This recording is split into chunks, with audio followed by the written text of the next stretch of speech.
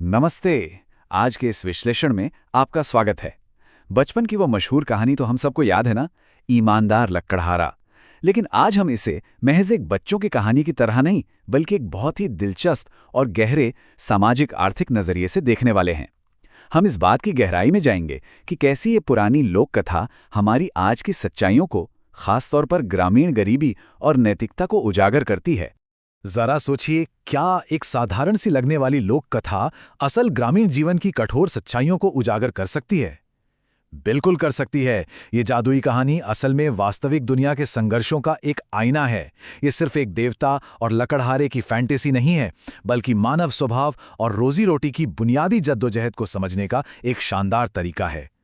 चलिए सबसे पहले बात करते हैं उस दुनिया की जिसमें हमारा मुख्य पात्र रहता है, यानी वो हालात जहां रोजमर्रा की जिंदगी और गरीबी एक दूसरे से लिपटे हुए हैं। अगर हम रोहन की दुनिया को करीब से देखें तो ये भयानक गरीबी से भरी दुनिया है।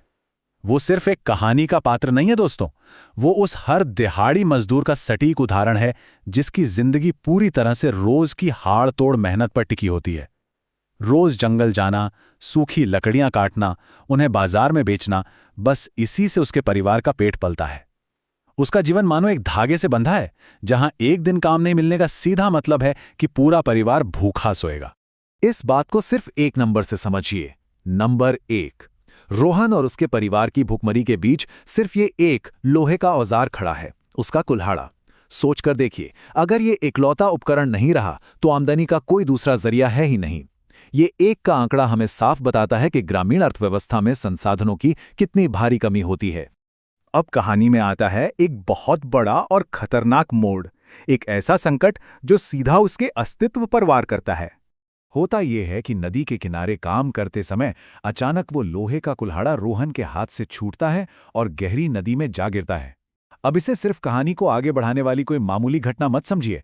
ये दरअसल रातों रात एक इंसान की पूरी आजीविका छिन जाने का खौफनाक मंजर है।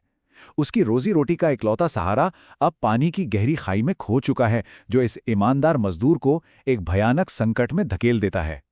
मूल कहानी की एक पंक्ति है, उसे समझ नहीं आ रहा था कि अब वो लकड़ियां कैसे काटेगा, और वो फूट फूट कर रोने लगता है। उसके ये आंसू सिर्फ लोहे के एक टुकड़े के खो जाने के नहीं हैं। ये आंसू उस भयानक डर से निकल रहे हैं कि अब कल चूल्हा कैसे जलेगा। ये पल हमें रोहन के साथ एक गहरी सहानुभूति से जोड़ देता है, क्योंकि ये उस दहशत को दिखाता है जब किसी इंसान के पास अपने परिवार का पेट पालने का कोई रास्ता नहीं बचता। और यहीं से शुरू होता है असली टकराव। एक तरफ है अथाह पैसा और दूसरी तरफ है अपने पारंपरिक उसूल। रोहन की पुकार सुनकर जलदेव प्रकट होते हैं और नदी में डुबकी लगाते हैं। पहली बार में वो क्या लाते हैं? सोने का कुल्हाड़ा, दूसरी बार चांदी का, और तीसरी बार में लोहे का। ये जो बार बार डुबकी लगाने का सिलसिला है ना, ये दरअसल एक गरीब और हताश इंसान के लिए लालच की परीक्षा को चरम पर ले जाता है। हर डुबकी के साथ एक नया चमकता हुआ प्रलोभन सामने आता है, जो किसी का भी मन विचलित कर सकता है। जरा इस पल की गहराई को समझिए। एक तरफ है उसका अपना लोहे का कुल्हाड़ा, जो कड़ी मेहनत, कठोर सच और बुनियादी अस्तित्व का प्रतीक है, और दूसरी तरफ है सोने का कुल्हाड़ा, जो अकल्पनीय दौलत और गरीबी से तुरंत छुटकारा पाने का एक जादुई शॉर्टकट है। रोहन की भयानक गरीबी और अचानक सामने आई इस बेहिसाब दौलत के बीच एक बहुत बड़ी खाई है। ये एक ऐसी परीक्षा है जो किसी के भी चरित्र की असली नींव हिला सकती है। लेकिन क्या रोहन पिघलता है? बिल्कुल नहीं। इतने बड़े लालच के सामने भी उसकी प्रतिक्रिया बहुत ही साफ होती है। नहीं, ये मेरा नहीं है। इस छोटी सी बात में जो दृढ़ता है वो वाकई कमाल की है। सोने और चांदी को देखकर भी उसका ईमानदारी से मना कर देना हमें ये सिखाता है कि जब इंसान बिल्कुल टूटने की कगार पर हो, तब भी उसके उसूल और पारंपरिक मूल्य कितनी मजबूती से टिके रह सकते हैं। खैर, अब हम उस हिस्से पर आते हैं जहां ईमानदारी की जीत होती है और इस पूरी घटना का परिणाम सामने आता है। जलदेव जब तीसरी बार लोहे का कुल्हाड़ा निकालते हैं तो रोहन खुशी से उछल पड़ता है। ध्यान दीजिए, उसकी ये खुशी किसी जादुई खजाने की वजह से नहीं है, बल्कि इसलिए है क्योंकि उसे अपना काम, अपनी मेहनत का जरिया वापस मिल गया है। जलदेव उसकी इसी अडिग सच्चाई से इतने प्रभावित होते हैं कि अंत में उसे इनाम के तौर पर सोने और चांदी दोनों के कुल्हाड़े दे देते हैं।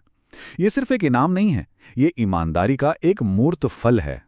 तो इन सारी बातों को अगर एक जगह समेटा जाए तो इस कथा का सबसे बड़ा सबक आखिर क्या है?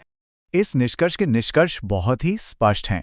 पहला, ईमानदारी कोई ऐसी चीज नहीं है जिसे सहूलियत के हिसाब से बदला जा सके। ये एक बहुत ही ठोस और बुनियादी मूल्य है।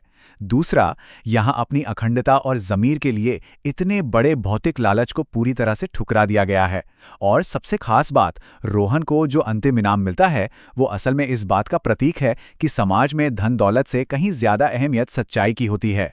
ये कहानी पारंपरिक नैतिकता को किसी भी शॉर्टकट से बहुत ऊपर रखती है। अब मैं आपको एक सवाल के साथ छोड़ना चाहता हूं।